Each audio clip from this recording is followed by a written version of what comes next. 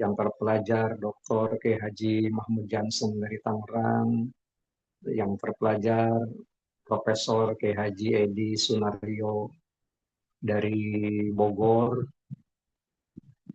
yang berbahagia yang mendapat limpahan berkah Ibu Haja Susan, Ibu Haja Erna, Ibu Haja Neni. Semoga beliau beserta keluarga senantiasa mendapatkan kejembaran rahmatnya dari Allah Subhanahu wa taala karena kecintaan beliau kepada Syekh Mursyid dengan mengistiqomahkan sebagai pemangku manaqib. Ikhwan akhwat di seluruh penjuru dunia yang sedang mengikuti acara manaqib online. Pada malam hari ini yang saya cintai, yang saya banggakan. Saya menyampaikan mengapa pemangku manaqib itu tadi saya sisipkan satu kalimat pendek yang mendapat limpahan berkah. Karena kalimatnya kan sederhana. Al ilmu bit ta'allum wal barokah bil khidmah. Kalau ilmu itu diperoleh dengan cara belajar. Tapi berkah nggak bisa diperoleh dengan cara belajar. Kalau ingin berkah diperolehnya dengan cara berkhidmat. Sangat gampang gitu ya. Khidmat kan kalau kata abang ada tiga ya. Ada berkhidmat dengan otak, kita memberikan pencerahan kepada masyarakat. Itu juga hikmat gitu ya. Ada juga dengan tak itu bahu, artinya dengan tenaga. Bapak Ibu yang hadir pada Manakib Online Internasional malam hari ini sudah berkhidmat luar biasa. Ini ya. Tidak setiap orang diberi kemampuan untuk bisa hadir. Yang ketiga, khidmat dengan pesak. Pesak itu saku. Tentu dengan isi sakunya gitu ya. Nah itu yang saya maksudkan yang mengapa perlu disampaikan. Jadi kalau dikerucutkan, ternyata kita semua yang mendapat keberkahan pada malam hari ini. Eh, saya menyampaikan permohonan maaf, mestinya kan saya bicara kemarin gitu ya. Tapi saya harus harus yakin gitu ya. Sudah mempersiapkan diri, udah maaf, sudah menggunakan kos khusus ini.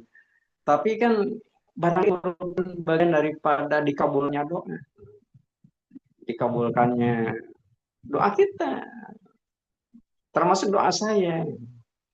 Kan di dalam Toriko kita diajari doa ya, oleh pengarsa Abah. Kalau kita sholat malam, selesai tahajud, itu kan ada doa ya. Allahumma bihaqi tahajud, wa bihaqi bismillahirrahmanirrahim. Terus.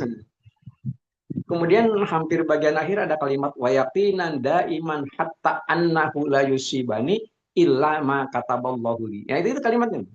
Itu doa tuh ya. Doa selesai tahajud itu kalimat. Saya ulangi. Eh, wayaqinan daiman hatta annahu la yusibani illa ma kataballahu. Masih panjang ini. Itu di antara kalimatnya. Dan kita bermohon kepada Allah Subhanahu wa taala untuk diberikan kemampuan meyakini secara daim, artinya secara apa sih berkesinambungan, ya. Annahu la yusibani, apapun yang akan menimpa kepada diriku itu persis seperti apa yang digariskan oleh Allah Subhanahu Wa Taala. Jadi tidak ada yang rekayasa, tidak ada sama sekali gitu ya. Hanya mungkin ada faktor-faktor tertentu ya kalau kemarin umpamanya faktor alam gitu ya, faktor alam dalam artian yang sudah tidak bisa dikendalikan gitu menurut akal. Tapi beruntungnya kan kemarin begitu banyak ya para wakil talkin yang hadir sehingga terima kasih kepada Ki Jenal dari Ungaran yang telah uh, selalu siap ya. Yang namanya apa? Yang namanya wakil talkin memang harus siap pakai gitu. Dikatakan harus selalu siap pakai dalam artian kalau di dalam manakib itu apalagi yang dihadiri langsung secara fisik oleh pengrasa abad, kita harus selalu siap. Pada waktu manakib kediaman Pak Harto gitu ya di Cendana di Jalan Kiai Haji Agus Salim. Itu wakil talkin yang hadir kan diinventarisir dulu ya. Harus mengisi list gitu. Itu kan lebih daripada 75 orang. Lebih daripada 75 orang dan itu semuanya berkompeten untuk ceramah. Tapi mengapa apa nyuruh saya gitu ya? Nah, paling pada waktu jangan Haji Agus Salim gitu ya. Duduk harus bersama dengan beliau. Nah, saya masih ingat nih. Pada waktu saya membersamai pengarsa Abah, saya maaf begitu banyak kan wakil talkin yang hadir. Itu mengapa apa minta saya gitu ya, untuk menyampaikan khidmat ilmiah di Masjid Ungaran, Masjid Al Mabrur. Saya masih ingat gitu ya. Di situ ada Bupati Semarang, banyak sekali lagi, termasuk Syekh Fadil Muhammad Cicit daripada Tuan Syekh Abdul Qadir Jailani. Itu artinya apa itu? Uh, Kapanpun dan dimanapun kita harus selalu siap. Teristimewa apalagi ternyata kalau memang yang berbicaranya lebih daripada satu dua orang itu ini kalau kebagian terakhir jangan-jangan nggak kebagian materi nggak boleh begitu semuanya juga harus menyampaikan itu diantaranya. Nah, jadi bagian pertama gitu ya barangkali itu merupakan salah satu bentuk doa kita gitu ya. Memang bagiannya harus begitu. Dan saya bagiannya harus malam ini. Kira-kira semacam itu sudah disetting oleh Allah Subhanahu wa Ta'ala. Kemudian dengan bertawasul kepada pengersa Allah sebagai mursyid kita. Kemudian yang tidak boleh kita abaikan adalah hadirnya kita di tempat manakib semacam begini ini kan merupakan syukur nikmat. Anugerah daripada Allah Subhanahu wa Ta'ala. Dikatakan sebagai syukur nikmat, Abah kan menyampaikan tidak ada syukur nikmat yang sifatnya sunat ya nggak ada. Syukur nikmat itu wajib hukumnya. Nah, karena wajib hukumnya sampai-sampai apa namanya? Syukur nikmat yang terbaik ini menurut Abah ini. Syukur nikmat terbaik adalah zikir. Dan zikir terbaik adalah zikir yang cara dan sanadnya sampai kepada Nabi Muhammad SAW dari Allah Subhanahu Wa Taala melalui malaikat Jibril. Itu kata Abah. Nah, jadi majelis manakib ini adalah merupakan wujud daripada syukur nikmat kepada Allah Subhanahu Wa Taala. Karena faktor-faktornya terpenuhi semuanya juga. Gitu. Nah ini jelas merupakan satu kebanggaan bagi kita. Kita bisa berhimpun. Ada ikhwan akhwat bukan hanya dari Indonesia, nampak hadir Ibu Haja Kartini ini dari di Amerika jauh gitu kan macam-macam lagi. Ini merupakan salah satu wujudnya ungkapan syukur kita kepada Allah Subhanahu Wa Taala dan dengan dipermudah ya oleh pengarsa Abah dengan cara kapanpun dan dimanapun kita bisa melaksanakan acara manakib. Dulu pada waktu kita akan manakib internasional di Istiqlal gitu kan, sampai-sampai mohon maaf Profesor Subandi kan pada waktu itu posisi sedang ada di Madinah gitu ya. Betapa tersentuhnya gitu ya hati kita. Profesor Subandi itu kan ngirim pesan kepada pengarsa Abah lewat Ustadz Lukman.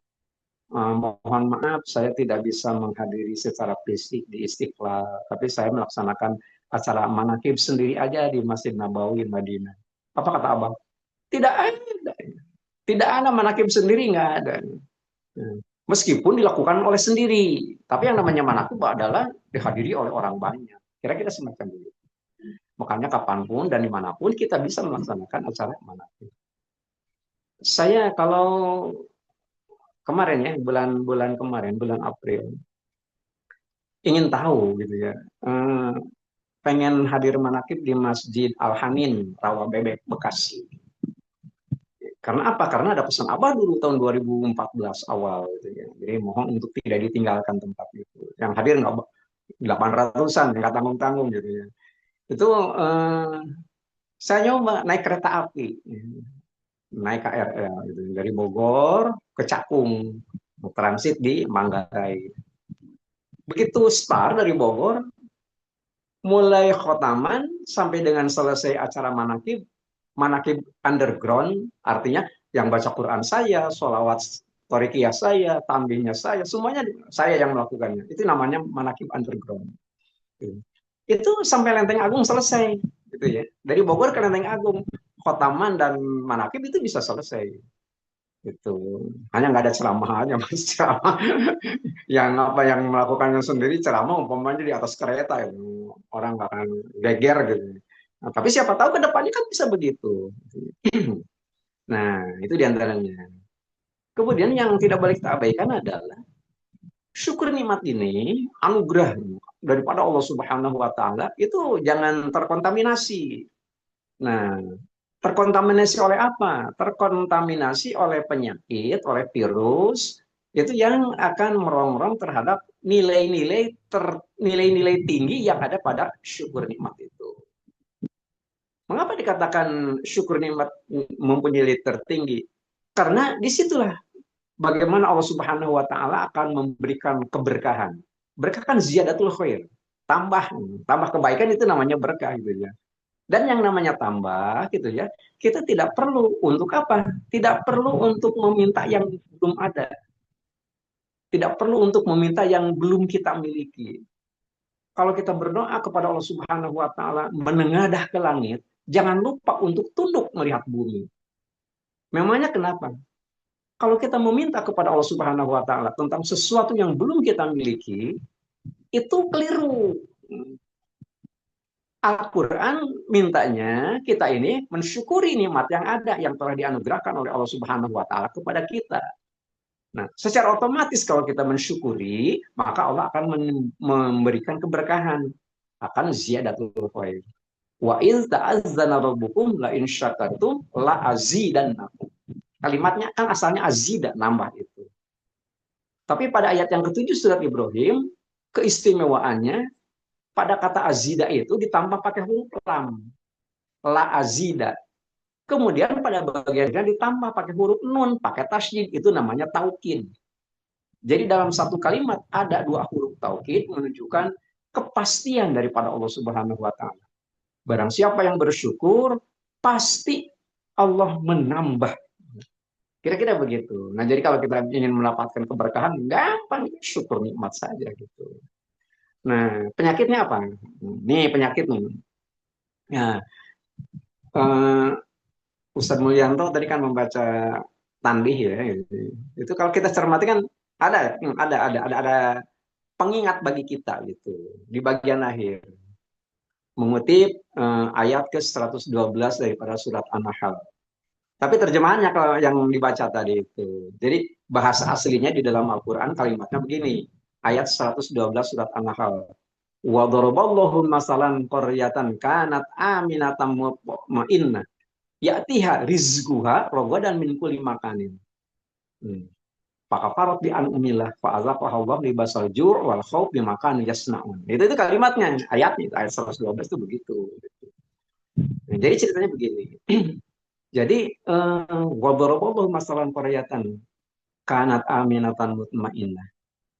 Jadi Allah telah memberikan satu contoh, ada negara Korea itu kan bisa kita terjemahkan kampung, bisa kita terjemahkan wilayah, kemudian kita bisa menerjemahkannya sebagai negara, gitu ya.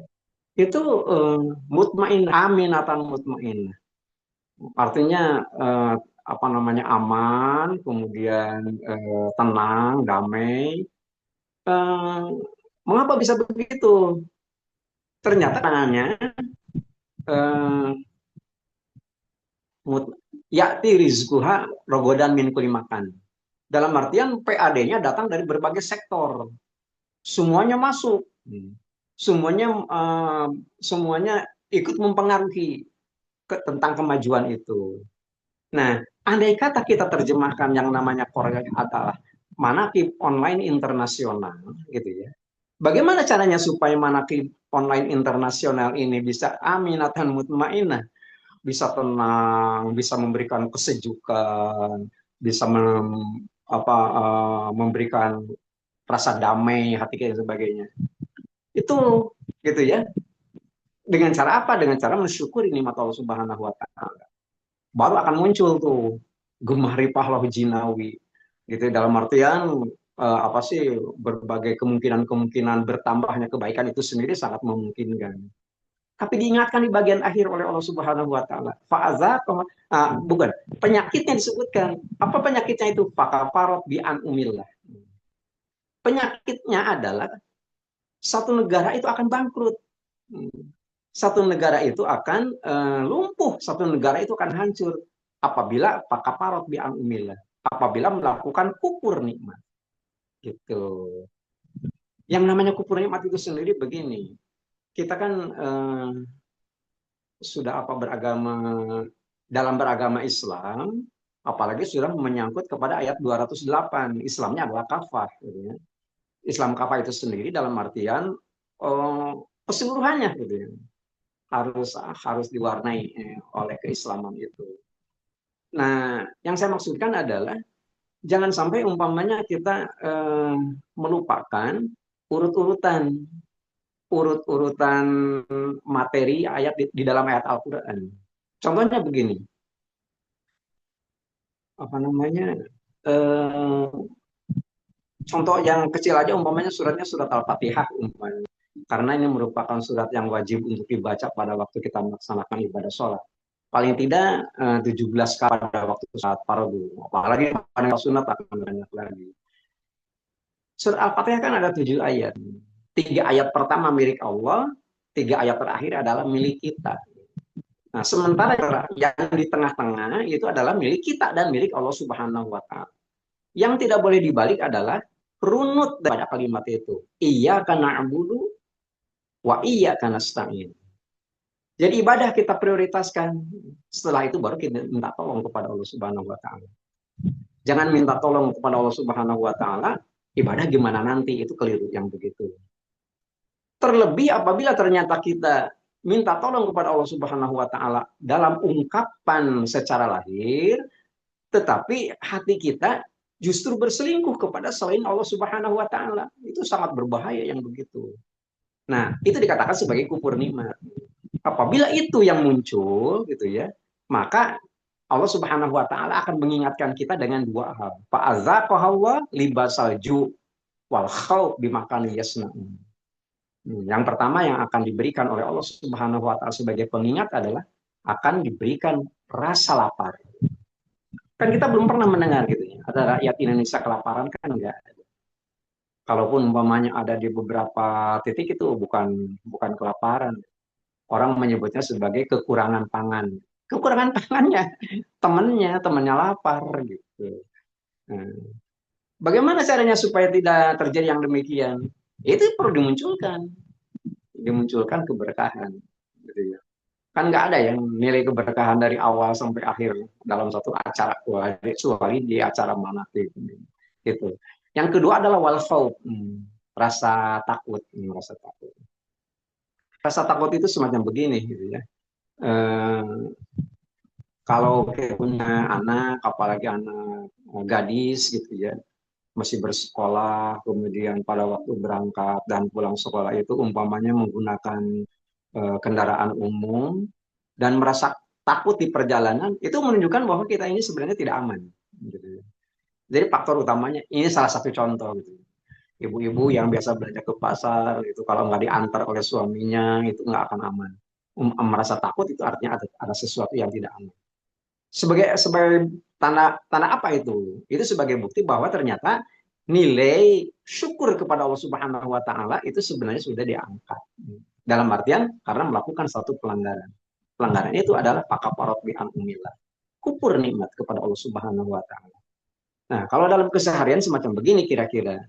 Jadi kalau kita melihat ini kan kita sedang dibimbing oleh pengarsa Abah, bagaimana caranya kita itu sendiri mempunyai iman yang baik. Iman yang baik itu sendiri harus masuk ke dalam agama Islam secara kafah. Kira-kira semacam begitu. Makanya apabila dianalogikan, dikiaskan dalam bentuk wujud dalam yang bisa dapat kita lihat umpamanya, semakin tinggi pohon itu kan terpaan angin ini kan semakin kencang gitu ya. Gitu ya. Tapi harus kita ketahui eh, kencangnya angin itu bukan untuk merobohkan pohon. Kencangnya angin itu sendiri sebenarnya untuk menguji kekuatan akar, ketahanan akar. Apabila akarnya kuat, sekencang apapun angin itu nggak akan tumbang pohon itu, gitu ya. Nah, jadi apabila ternyata kita di dalam melaksanakan amalia, kemudian pandasi kita gitu ya, zikir kopi, zikir jahari itu umpamanya banyak sekali gangguannya dan kita sudah sama-sama menyadari gitu ya. Maka kita jangan lengah gitu ya. Kalau di situ sebenarnya ada titik lemah. Apabila ternyata kita tergoda oleh apa sih ucapan-ucapan yang tidak nyaman apabila kita dengar oleh kuping kita, oleh telinga kita, tidak menutup kemungkinan sangat tipis perbedaannya dengan ukur nikmat nanti kita. Nah, dengan adanya selalu hadir di tempat manakib online internasional, saya penuh keyakinan dengan pengatas Abah Awas kita pun akan selalu dibimbing. Mungkin itu saja yang sempat kita bincangkan. Kalau boleh saya kerucutkan, kira-kira begini. Manakib adalah merupakan satu wujud syukur nikmat kepada Allah Subhanahu wa Ta'ala. Nah, dalam artian, menurut pengerasa apa? Syukur nikmat tidak ada ya, sifatnya sunat, semuanya wajib. Syukur nikmat yang paling baik adalah zikir. Dan zikir yang paling baik adalah yang cara dan sanadnya sampai ke pada Nabi Muhammad SAW yang berasal dari Allah Subhanahu Wa Taala melalui malaikat Jibril. Itulah yang ada, yang terkumpul dan terhimpun di dalam acara amanat ini.